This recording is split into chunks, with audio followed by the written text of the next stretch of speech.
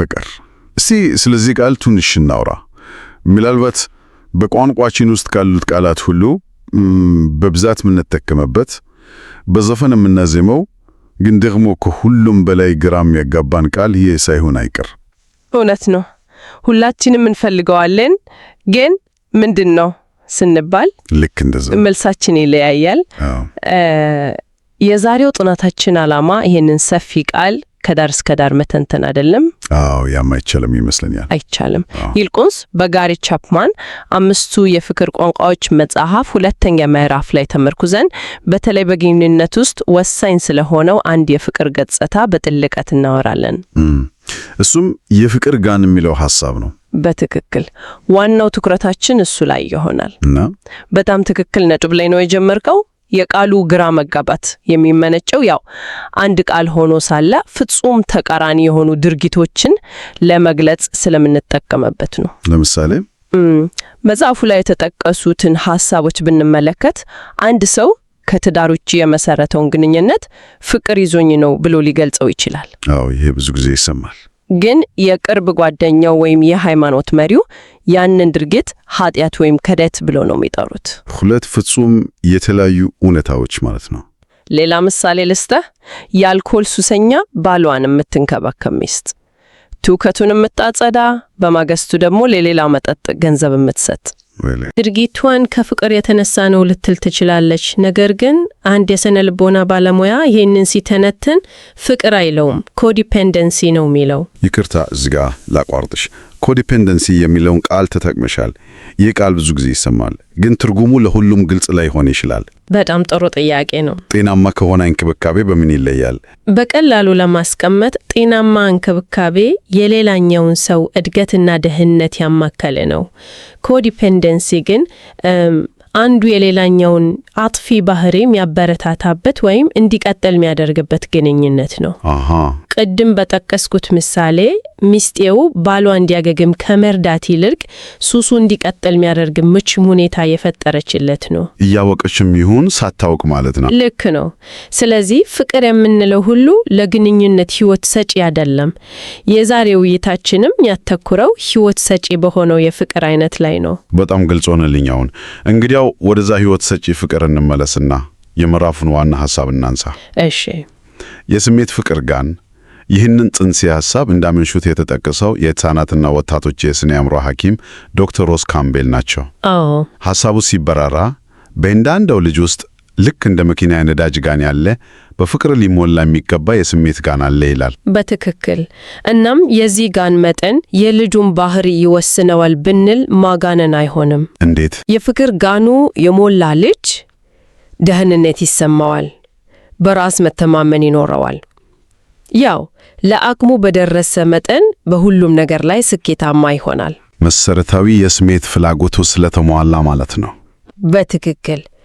በአንጻሩ የፍቅር ጋኑ ባዶ የሆነ ልጅ ውስጡ ባዶነት ይሰማዋል፣ አንተ ማንነት ያጣቀዋል።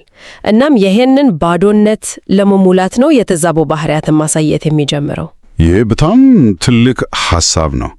ስለዚህ መጽሐፉ የሚለው ብዙ ጊዜ ሞትንን ልጅ ወይም ባለጌ ብለን የምንፈርጃቸው ልጆች ባህሪ እንደ እውነቱ ከሆነ የውስጣቸው የፍቅር ጋን ባዶ መሆኑን የሚያሳዩበት የጭንቀት ምልክት ነው እያለ ነው። በትክክል። የቻፕማን ዋና መከራከሪያ ይሄ ነው። አብዛኛው የልጆች የተዛባ ባህሪ ስር ያለው መንስኤ ያልተሟላ የፍቅር ጥማት ነው። እናም ያንን ጥማት ለማርካት ሲሉ ነው ወደ ተሳሳተ መንገድ የሚሄዱት። አዎ። ያ ልጅ ፍቅርን ከተሳሳተ ቦታ መፈለግ ይጀምራል። እናም ይህንን ባዶነት ለመሙላት ወደ አደንዛዥ ዕፅ፣ ከጋብቻ በፊት ወደ ሆነ ወሲብ ወይም ሌሎች አጥፊ ድርጊቶች ውስጥ ሊገባ ይችላል። እዚህ ላይ ነው ነገሩ በጣም አስገራሚና ትንሽም አስፈሪ የሚሆነው። የፍቅር ጋን የሚባለው ነገር በልጅነታችን ሞልተን የምንጨርሰው ነገር እንዳልሆነ ግልጽ ነው። በፍጹም። የፍላጎት በ80 ዓመታችን ልክ እንደ መታወቂያ ዕድሜ አብሮን የሚያልቅ አይመስለኝም። በፍጹም አያልቅም። እዚህ ላይ ነው ውይይቱ በቀጥታ ወደ አዋቂዎች ግንኙነትና ወደ ትዳር የሚመጣው። እሺ።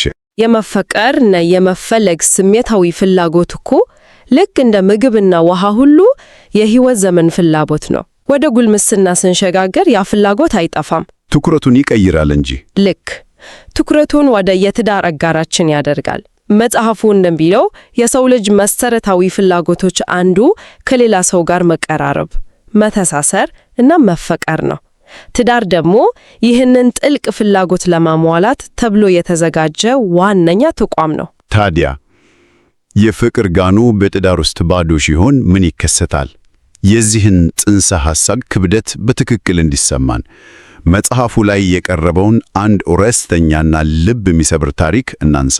የአሽሊ ታሪክ። አዎ፣ የአሽሊ ታሪክ። አሽሊ ገና በ13 ዓመቷ በጾታዊ ግንኙነት በሚተላለፍ በሽታ ስትታከም ነው ታሪኳ የጀመረው። በጣም ያሳዝናል። እና እንዴት እዚህ ደረሰች ብለን ወደ ኋላ ስንመለከት ገና በ6 ዓመቷ ወላጆቿ ይፋታን ነው። አባቷ ጥሏቸው ሲሄድ እሷ በልጅ አይምሯ የተረዳቸው አባቴ ጥሎኝ የሄደው ስለማይወደኝ ነው የሚል ነበር። ወይኔ! የመጀመሪያው ስብራት እዛ ጋር ጀመረ። የመጀመሪያው የጋኗ መጎጎድ ነው። እና ከዚያም እናቷ በ10 ዓመቷ እንደገና ስታጋባ ሁኔታው የበለጠ ተወሰተባት። እናቷ አዲስ የፍቅር አጋር በማግኘቷ ደስተኛ ብትሆንም ለአሽሊ ግን መልእክቱ ሌላ ነበር። እናቴ የሚወዳት ሰው አገኘች፣ እኔ ግን አሁንም የወደኝ ሰው የለኝም የሚል ጥልቅ የብቸኝነት ስሜት ተሰማት። በጣም ከባድ ስሜት ነው። ከዓመታት በኋላ ለምን እንዲህ አይነት አደገኛ ሕይወት ውስጥ እንደገባች ስትጠየቅ እሷ ራሷ የተናገረችውን ቃል በቃል ልጥቀስ። እሺ። መፈቀር በጣም እፈልግ ነበር አለች። ዋው! ከእሷ ዕድሜ ከፍ ካለ ልጅ ጋር ትተዋወቃለች። ልጁ ትኩረት ይሰጣታል፣ ደግነት ያሳያታል፣ ያዳምጣታል። እሷም ለዓመታት ስትራቦ የነበረውን ፍቅር ያገኘች መሰላት። ያንን ባዶ ቦታ ይሞላላት መሰላት። ልክ ታሪኳን በምትደመድመበት አረፍተ ነገር ግን የጉዳቱን ዋና ነጥብ ታስቀምጣለች። ወሲብ መፈጸም አልፈለኩም፣ ነገር ግን መፈቀር እፈልግ ነበር። ይህ አረፍተ ነገር ልብ ይሰብራል፣ ግን ደግሞ የዚህን ምዕራፍ ዋና ሐሳብ ፍንቶ አድርጎ ያሳያል። እንዴት? የአሽሊ የፍቅር ጋን ለ7 ዓመታት ያህል አባቷ ከሄደበት ጊዜ ጀምሮ ባዶ ነበር።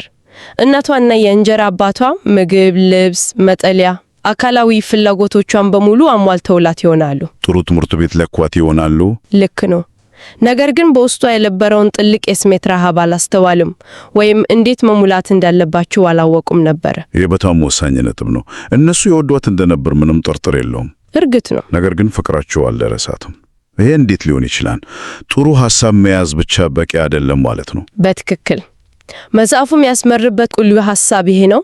ፍቅር በልብ ውስጥ መኖሩና ያንን ፍቅር ለሌላኛው ሰው በሚገባውና በሚሰማው ቋንቋ ማስተላለፍ ፍጹም ተለያዩ ነገሮች ናቸው። ወላጆቿ በራሳቸው መንገድ ፍቅራቸውን ገልጸው ይሆናል፣ ነገር ግን የእርሷን ቀዳሚ የፍቅር ቋንቋ ስላልተናገሩ መልእክቱ በመንገድ ላይ ጠፋ። በትርጉም ስህተት እንደማለት ነው። ልክ ቻይና ተናጋሪን በእንግሊዝኛ አይ ላቭ ዩ እንደማለት ነው። ቃሉ እውነት ቢሆንም ለተቀባዩ ምንም ትርጉም የለውም። የአሽሊ ጋኑ ባዶ የነበረው ፍቅር ስላልነበረ ሳይሆን ፍቅሩ በትርጉም ስለጠፋ ነው። ይሄ በጣም ኃይለኛ ሐሳብ ነው እና መጽሐፉ ላይ የቀረበው ሌላ ጠንካራ ምሳሌ አለ። በትዳር ውስጥ የስሜት ፍቅር ጋንን ሙሉ ማድረግ ለመኪና የዘይቱን መጠን በአግባቡ እንደመጠበቅ ያህል አስፈላጊ ነው ይላል። በጣም ጥሩ ምሳሌ ነው። መጀመሪያ ላይ ቀላል ይመስላል፣ ግን በጥልቀት ስናስበው ክብደቱ ይገባናል። እስቲ እናስፋው። መኪና ዘይት ሲያንሰው ዝም ብሎ ፍጥነቱ አይቀንስም። መጀመሪያ ሞተሩ ይንጫጫል፣ ከዚያም ይሞቃል፣ በመጨረሻም ይቀልጥና ሙሉ በሙሉ ከጥቅም ውጭ ይሆናል። ሞተሩ ይሰበራል። ልክ ነው። ጸሐፊው የሚለውም ይሄንን ነው። የፍቅር ጋኑ ባዶ የሆነ ግንኙነት ዝም ብሎ አይቀዘቅስ። መጀመሪያ ግጭቶች ይበዛሉ፣ ጸጥታ ይነግሳል፣ መራራቅ ይመጣል። በመጨረሻም ትዳሩ ሊጠገን በማይችልበት ደረጃ ይሰበራል። ስለዚህ ትዳርን በባዶ የፍቅር ጋን ላይ ለማሽከርከር ሞክር መኪናን ያለ ዘይት ለመንዳት ከመሞከር የበለጠ ዋጋ ያስከፍላል ያለ ነው። በጣም የበለጠ። ይሄ ሁሉ ወደ አንድ አስገራሚ ማስጠንቀቂያ ያመራናል።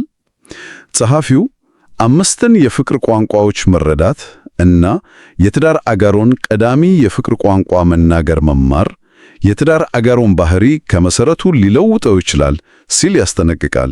ማስጠንቀቂያ የሚለው ቃል ምርጫው ራሱ የሚገርም ነው። አዎ፣ ብዙውን ጊዜ ማስጠንቀቂያ ለአሉታዊ ነገር ነው። እዚህ ግን ለአዎንታዊ ለውጥ ነው ተቀመው። ለምን ይመስልሻል? ምክንያቱም የለውጡ መጠን እና ፍጥነት በጣም ከፍተኛ ስለሆነ ነው። ትንሽ መሻሻል ያመጣል አይደለም የሚለው ከመሰረቱ ሊለውጠው ይችላል ነው የሚለው። ልክ ሰዎች ስሜታዊ የፍቅር ጋናቸው ሲሞላ ለዓለም አላቸው አመለካከት በሙሉ ይለወጣል። እውነት? አዎ፣ ጋኑ ሲሞላ መላው ዓለም ብሩህና ተስፋ ያለው ይመስላል። ሰውየው በራስ መተማመን ይሰማዋል፣ እናም በሕይወት ውስጥ ያለውን ከፍተኛ አቅም ለመጠቀም ይነሳሳል። ለትዳር አጋሩ የተሻለ ሰው ለመሆን፣ በስራው ውጤታማ ለመሆን ጉልበት ያገኛል። እና ጋኑ ባዶ ሲሆን ደግሞ የዚህ ተቃራኒ ነው የሚሆነው። ፍጹም ተቃራኒ። ያው ሰው የፍቅር ጋኑ ባዶ ሲሆን መላው ዓለም ጨለማ እና ከባድ ይመስለዋል።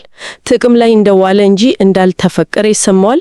ብቸኝነት ያጣቀዋል። በሕይወቱ ላይ ተስፋ ይቆርጣል። ዋው! ስለዚህ የአንድን ሰው የፍቅር ቋንቋ መናገር ማለት ስሜቱን ለጊዜው መቆርኮር ብቻ አይደለም፣ ማንነቱን፣ አቅሙን እና ለሕይወት ያለውን መነሳሳት እስከ መወሰን የሚደርስ መሰረታዊ ተጽዕኖ መፍጠር ማለት ነው። ለውጡ በጣም ኃይለኛ ስለሆነ ነው ማስጠንቀቂያ የሚለውን ቃል የተጠቀመው። በትክክል። እዚህ ላይ ግን አንድ ጥያቄ ይፈጠራል። ይህንን ሐሳብ በተሳሳተ መንገድ የመረዳት አደጋ የለም? እንዴት? ለምሳሌ አንድ ሰው የፍቅር ጋኔ ባዶ ስለሆነ ነው መጥፎ ባህሪ የማሳየው፣ ስለዚህ ጥፋቱ ያንተ ያንቺ ነው በማለት ኃላፊነትን ወደ ሌላ ሰው ለማዛወር ሊጠቀምበት አይችልም? በጣም ወሳኝ ጥያቄ ነው እና መጽሐፉ ይህንን ሐሳብ የሚያቀርበው ኃላፊነትን ለመሸሽ እንደ ምክንያት ሳይሆን በግንኙነት ውስጥ ለውጥ ለማምጣት እንደ መሳሪያ ነው። የትኩረት አቅጣጫው ይለያያል ማለት ነው። በጣም የትኩረት አቅጣጫው የኔ ጋን ባዶ ነውና ሙላልኝ ብሎ መጠየቅ ላይ አይደለም። ይልቁንም የትዳር አጋሬን ጋን እንዴት መሙላት እችላለሁ ብሎ በራስ ተነሳሽነት መስራት ላይ ነው። ፍቅር በመጀመሪያ ደረጃ የመስጠት ጉዳይ ነው። የትዳር አጋርሽ የፍቅር ጋን ሲሞላ የእርሱ ወይም የእርሷ ባህሪ በእውነታዊ መልኩ ይቀየራል። ያኔ ደግሞ ያ ሰው በተፈጥሮ ያንቺን ጋን መሙላት ይጀምራል። አዙሪቱ የጀመረው ከመስጠት ነው። ልክ ነህ። ስለዚህ እንደ ሰበብ መጠቀም የጽንሰ ሐሳቡን ዋና መንፈስ መሳት ነው። በጣም ግልጽ እና ጠቃሚ ማብራሪያ ነው። እንግዲያው የዛሬው ጥልቅ ውይይት ስናጠቃልል ፍቅር የሚለው ቃል ምን ያህል ውስብስብ እንደሆነ ተመልክተናል። አዎ።